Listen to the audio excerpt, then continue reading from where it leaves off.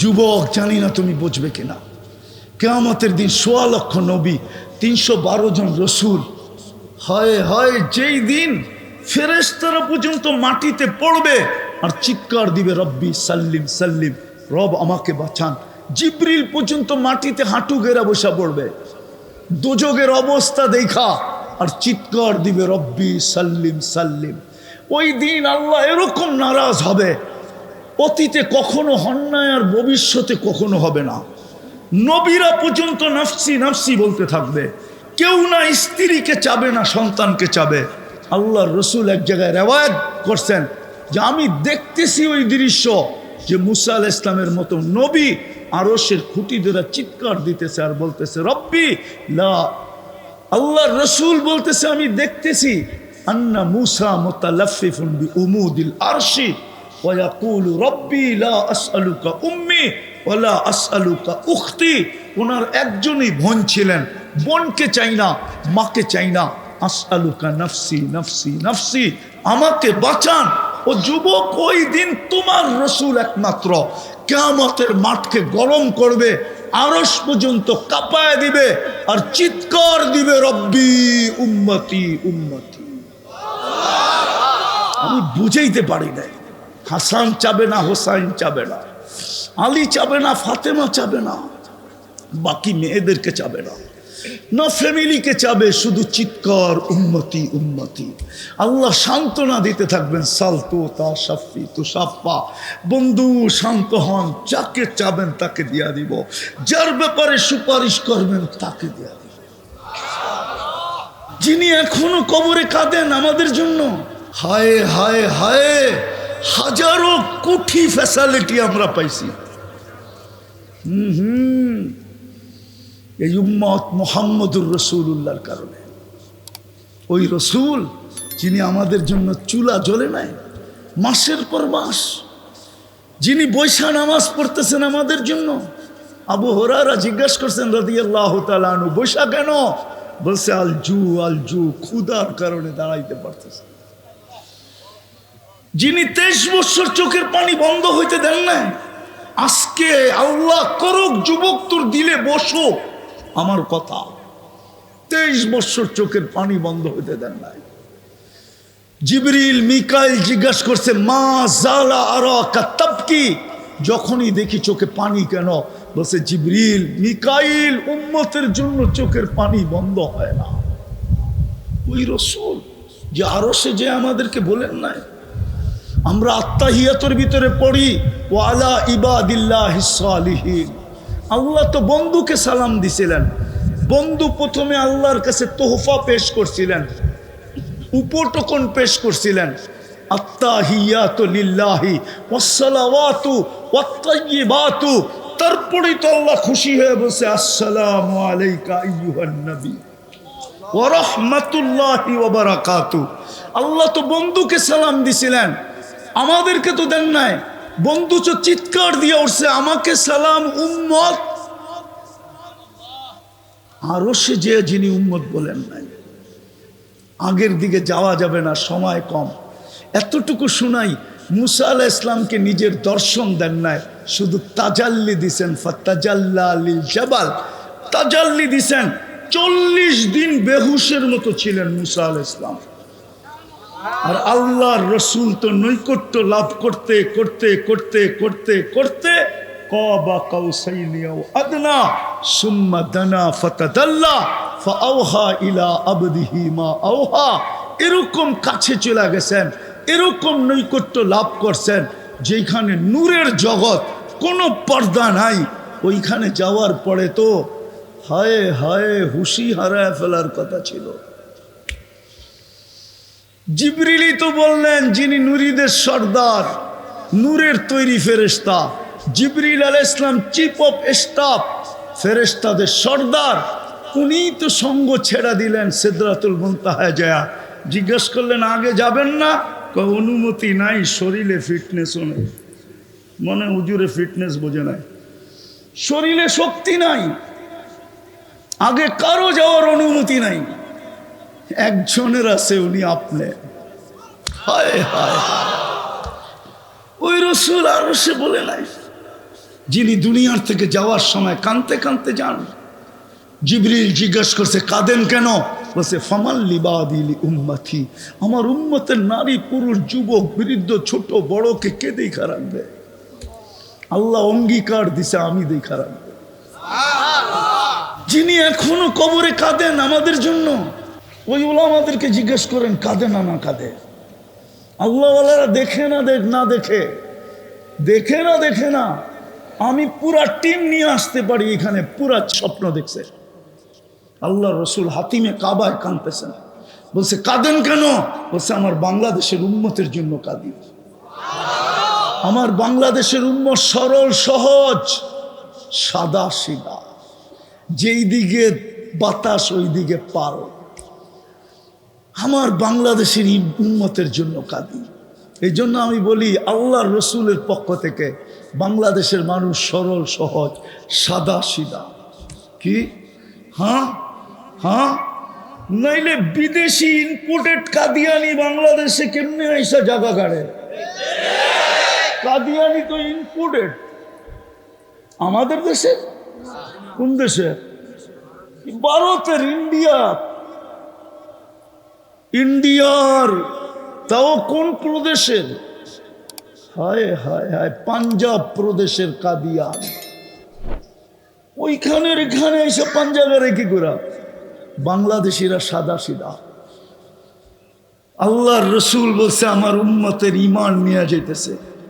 কেউ বলে ভাঙ্গা ঘরে থাকবো না, স্বামীর কথা মানবো না। এক একজনে এক একভাবে ঈমানকে ছিনায় নিয়ে যেতেছে।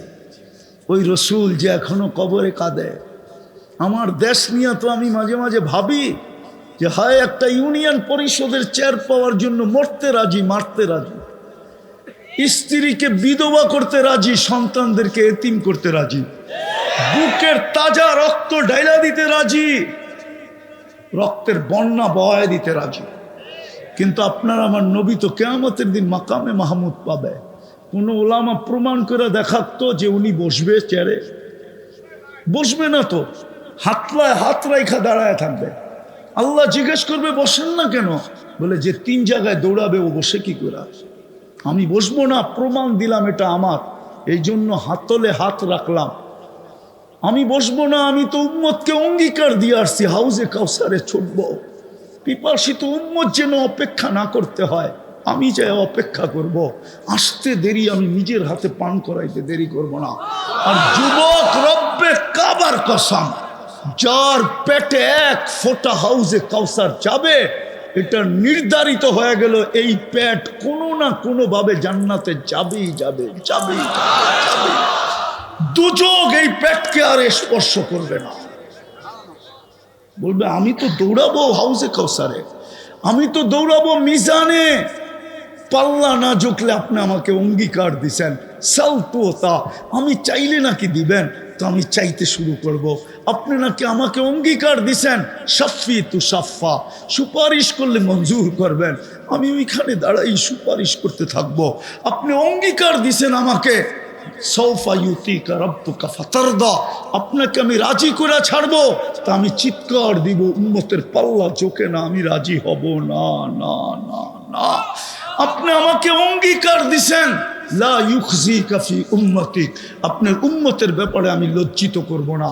তো আমি চিৎকার দিব, এখনই তো ঘোষণা হবে খাসিরা ফুলান ইবনে ফুলান, অমুকের ছেলে অমুক অমুকের উম্মতের অন্তর্ভুক্ত, চিরদিনের জন্য অসফল হয়ে গেছে। আমি লজ্জিত হয়ে যাব। পাল্লা চুকায় দেন না। আল্লাহ বলে বন্ধু আমি চুকায় দিব। আমি ওইখানে মিজানের পাশে ছুটব, ওইখান থেকে পলসেরাতে যাব। যদি পার না হইতে পারে দুরুদের গাঠি দিয়া পার করায় দিব।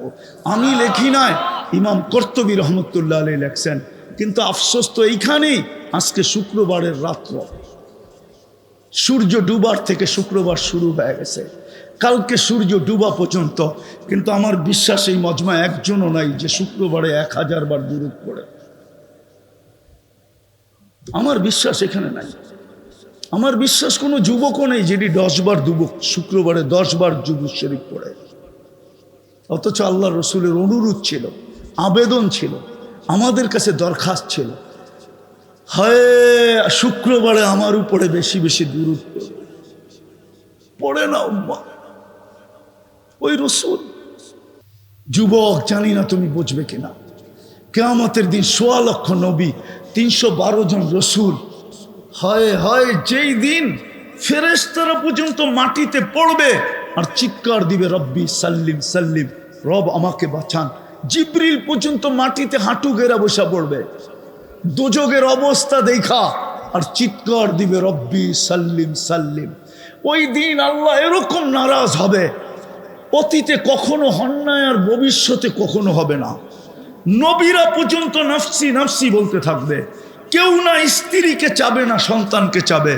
আল্লাহর রসুল এক জায়গায় রেওয়ায়াত করছেন যে আমি দেখতেছি ওই দৃশ্য, যে মুসা আলাইহিস সালামের মতো নবী আরশের খুঁটি ধরে চিৎকার দিতেছে আর বলতেছে রব্বি লা। আল্লাহর রসুল বলতেছে আমি দেখতেছি আন্না মুসা মুতালাফফিফুন বিউমুদিল আরশি ওয়া ইয়াকুলু রব্বি লা আসআলুকা উম্মি ওয়া লা আসআলুকা উখতি। ওনার একজনই বোন ছিলেন, বোনকে চাই না, মাকে চাই না। আসআলুকা নাফসি নাফসি নাফসি, আমাকে বাঁচান। ও যুবক, ওই দিন তোমার রসুল একমাত্র কিয়ামতের মাঠকে গরম করবে, আরশ পর্যন্ত কাঁপায় দিবে আর চিৎকার দিবে রব্বি উম্মতি উম্মতি। আমি বুঝাইতে পারি না।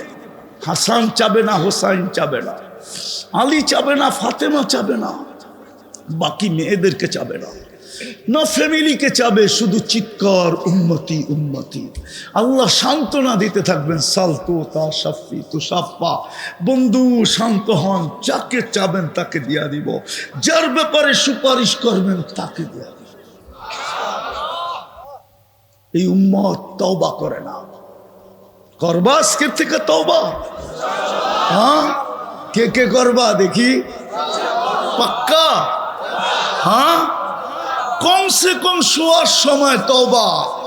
এখন তওবা করো, বলো আল্লাহ অতীত থেকে তওবা করলাম, আমাদেরকে মাফ করে দেন। নামাও আর একটা কাজ করো, আল্লাহর ডাকে ডেলি 5 বেলা। কে ডাকে?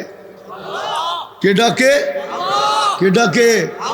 আরে আল্লাহ ডাকলে তো মনকে বুঝ দিতে পারতাম যে 4 অক্ষরের একটা শব্দ, শুধু আল্লাহ তো ডাকে না। 24 ঘন্টা যিনি আমার করে বাজেট ব্যয় করেন। হয় আসলিয়ার মানুষ, যদি পানির দামে অক্সিজেন কিনতে হতো, পানির দামে, এইখানে ফ্যাক্টরি একটা চুপড়ি পর্যন্ত হতো না। চুপড়ি ডেলি 16,500 টাকা পার হেড বিল দিতে হতো, মাসে 4,95,000 টাকা বিল দিতে হতো যদি পানির দামে অক্সিজেন কিনতে হতো। 30 টাকা লিটার, ডেলি আমরা 550 লিটার অক্সিজেন নেই। আল্লাহ ব্যয় করে এটা আল্লাহ। ওই আল্লাহ ডাকে 5 বেলা। ওই আল্লাহ ডাকে, শুধু আল্লাহ ডাকে না, রহমান ডাকে, রহিম ডাকে, মালিক ডাকে, কুদ্দুস ডাকে, সালাম ডাকে, মুমিন ডাকে, মুহাইমিন ডাকে, আজিজ ডাকে, জব্বার ডাকে, মুতাকাব্বিরুল খালিকুল বারিউল মুসাব্বিরুল গফফারুল কহ্হারুল ওয়াহ্হাবুর রাজ্জাকুল ফাত্তাহুল আলিমুল কাবিদুল বাসিতুল খাফিদুর রাফিউল মুইজ্জুল মুযিল্লুস সামিউল বাসীরুল হাকামুল আদলুল লতীফুল খবীরুল হালিমুল আযীমুল গফুরুশ শাকুরুল আলিয়ুল কবীরুল হাফিজুল মুকিতুল হাসিবুল জলিলুল করিমুর রকিবুল মুজিবুল ওয়াসি আল হাকিমুল ওয়াদুদুল মজিদুল বাঈসুশ শহীদুল হকুল ওয়াকিলুল কবিয়ুল মতিনুল ওয়ালিয়ুল হামিদুল মুসি আল মুবদি আল মুঈদ আল মুহয়ি আল মুমীত আল হাইয়্যু আল কাইয়্যুম আল ওয়াজিদ আল মাজিদ আল ওয়াহিদ আল আহাদ আল সামাদ আল কাদির আল মুক্তাদির আল মুকদ্দম আল মুআক্খার আল আউয়াল ওয়াল আখির আল যাহির ওয়াল বাতিন আল ওয়ালি আল মুতাওয়ালি আল বাররু তাওয়াব আল মুনতাকিম আল আফু আর রউফ মালিক আল মুলকি আল জালালি ওয়াল ইকরাম আল মুকসিত ওয়াল জামি ওয়াল গনি ওয়াল মুগনি আল মানি আদ দার আল নাফি আল নূর আল হাদি আল বদি ওয়াল বাকি আল ওয়ারিস ওয়াল রশিদ আস সাবুর জাল্লে জালালু 99 পদের মালিক আল্লাহ ডাকে। দামি বানানোর জন্য ডাকে, জান্নাতের চাবি দিতে ডাকে।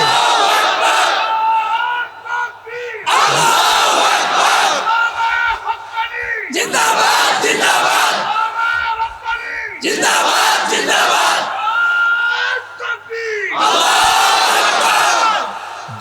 জান্নাতের মালিক বানানোর জন্য ডাকে, তোমাকে আমাকে দামি বানানোর জন্য ডাকে।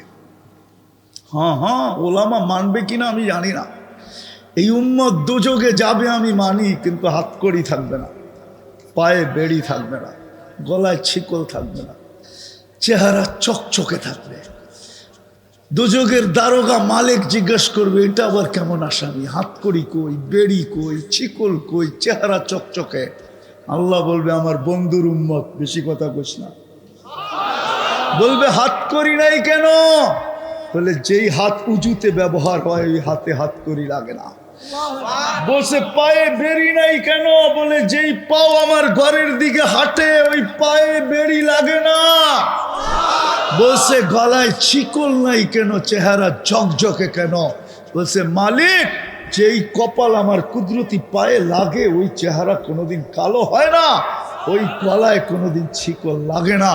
3 জায়গায় আগুন দিবে না, হাতে পায়ে চেহারায়, বাকি শরীরে লাগায় দাও।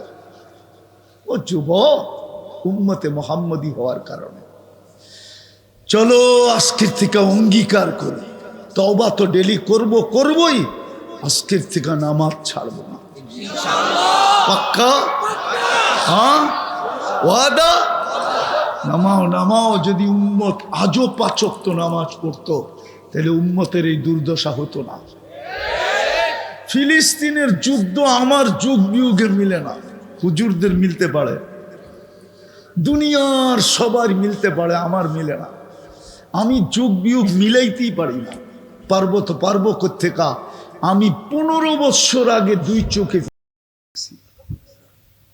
2010-এ আমি চিনি ইব্রাহিম আলাইহিস সালাম কোথায় ঘুমায়, আমি চিনি মুসা আলাইহিস সালাম কোথায় ঘুমায়, আমি চিনি ওনার শ্বশুর সোহাইব আলাইহিস সালাম কোথায় ঘুমায়, আমি চিনি ওনার শিষ্য ইউসা বিন নুন কোথায় ঘুমায়, আমি চিনি 70,000, আরে আমি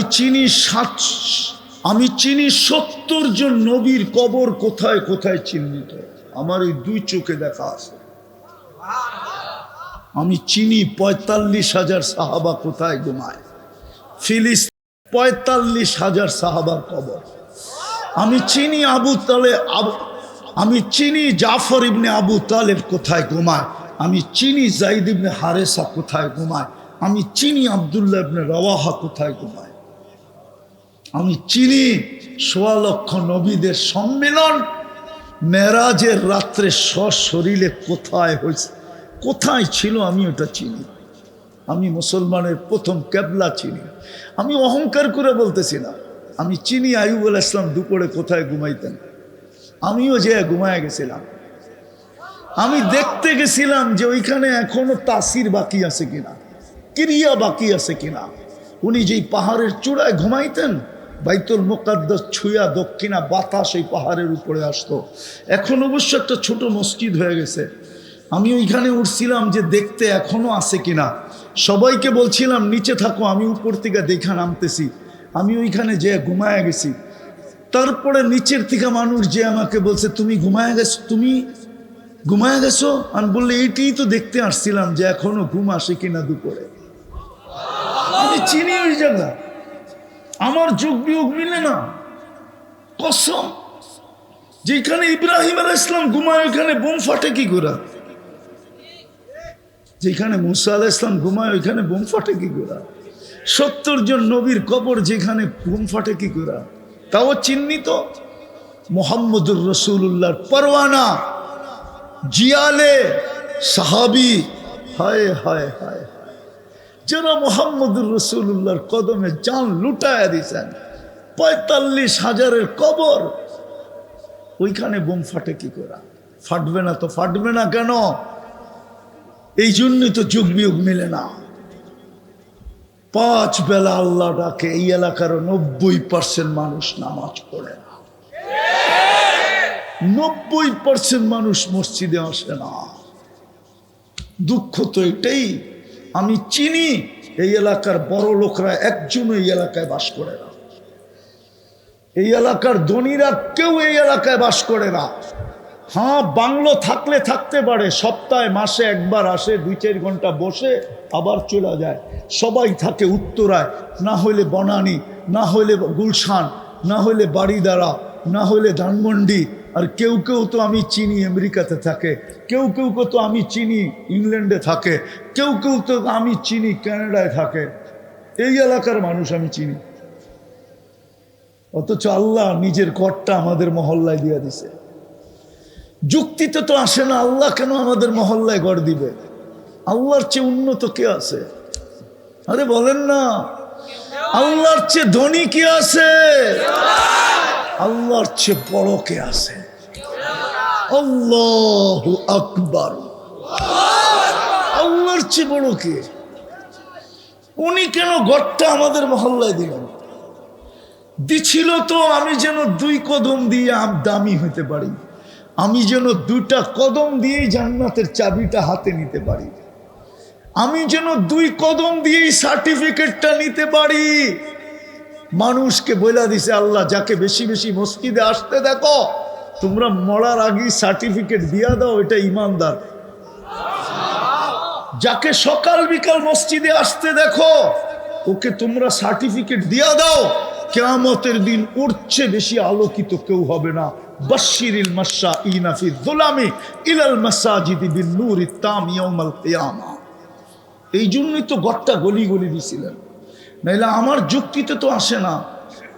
বাংলাদেশের গলিতে গলিতে মসজিদ কেন দিলেন? দুনিয়ায় যেখানেই মসজিদ বানাইতে চায় ওইখানেই কেন মসজিদ বানাইতে দিলেন? যুক্তিতে তো বলে না আল্লাহর মতো সত্তা, আল্লাহর মতো ভান্ডারওয়ালা। আমরা আর কি বললো? চলেন একটা হাদিস বহুত দিন পরে মনে উঠলো, শুনে আদি শুনবেন? হ্যাঁ, আল্লাহ বলে লাউ জামা আউয়ালাকুম ওয়া আখিরাকুম ওয়া জিন্নাকুম ওয়া ইনসাকুম ওয়া হাইয়াকুম ওয়া মাইয়িতাকুম ওয়া যাকারাকুম ওয়া উনসাকুম ওয়া ইয়াবিসাকুম ওয়া রুতবাকুম ফি সাঈদিন ওয়াহিদিন ফাসআলু কুল্লা ওয়াহিদাতিন মিনহুম মাসআলা ফাআতু কুল্লা ওয়াহিদাতিন মাসআলা মা নাকাসা মিন খাযাইনি শাই কামা ইয়ানকুসুল বাহরু ইদা উদখিলাল মিখয়ালু ফি। আল্লাহ বলে সমগ্র সৃষ্টি, তোমাদের জিন, তোমাদের ইনসান, তোমাদের নারী, তোমাদের পুরুষ, তোমাদের জীবিত, তোমাদের মৃত্যু, তোমাদের ছোট, তোমাদের বড়, তোমাদের শুকনা, তোমাদের বীজা, সমগ্র সৃষ্টি যদি কোনো ময়দানে জমা হয় আর আমার কাছে যদি চাইতে থাকে, আর আমি যদি সবার আশা অনুযায়ী সবাইকে দেই, তো আমার ভান্ডারে এতটুকু কমবে না। সমুদ্রে সুই ঢুকায়া বাহির করে নিয়ে আসলে সুইয়ের মাথায় লাইগা যতটুকু পানি সমুদ্রের থেকে আসবে আর সমুদ্রে কমবে, আমার ভান্ডারে এতটুকুও কমবে না। না, ওই আল্লাহ কেন ঘরটা দিবে এই মহল্লায়? কেন দিবে? আমরা কি আসলিয়া চিনি না? আমার তো মনে আছে আমি নৌকা দিয়ে আসছিলাম, আবার রাগ হয়ে যায় কিনা, 85-তে আমি জমিন কিনতে আসছিলাম। এই যে ওই পারের থেকে আমি নৌকা দিয়ে এই পারে আসছি, তখন পুরাটাই হাওর ছিল। আসলিয়ার যে রাস্তা এখন যেটা উড়ন্ত সেতু হইতেছে, পুরাটাই পানি ছিল। আমি আমার এক পরিচিত নিয়ে আসছিলাম, তোরে নৌকার থেকে ফালায়া চুবামু, এইখানে মানুষ জায়গা কিনে। তুই ঢাকা খিলগাঁও ফালায়া তুই আসছো তো এইখানে জায়গা কিনতে, এইখানে কেন আল্লাহ মসজিদ দিবে? আমি ইনসাল্ট করতেছি না, বুঝাইতে চাইতেছি। অঙ্গীকার করেন, এই জন্যই মুসলমানের দুরবস্থা। হায়, আপনি জানেন না আপনার কোন জায়গায় স্যাটেলাইট লাগানো আছে? রব্বে কাবার কসম, আমাদের প্রত্যেক মসজিদের উপরে স্যাটেলাইট লাগানো আছে। 24 ঘন্টা মনিটরিং করা হয়। কেননা ইহুদিদের সবচেয়ে বড় কিতাব, সবচেয়ে গ্রহণযোগ্য কিতাব, আমরা কোরআনকে তো মানি না, ওরা ওইটাকে অক্ষরে অক্ষরে মানে, যেটাকে তালমুদ বলে। তালমুদ, ওই তালমুদে লেখা আছে মুসলমানের জুমার জামাত আর ফজরের জামাত সংখ্যায় যেই দিন সমান হবে, ওই দিন মুসলমানের বিজয়ের পালা আকাশ থেকে শুরু হবে।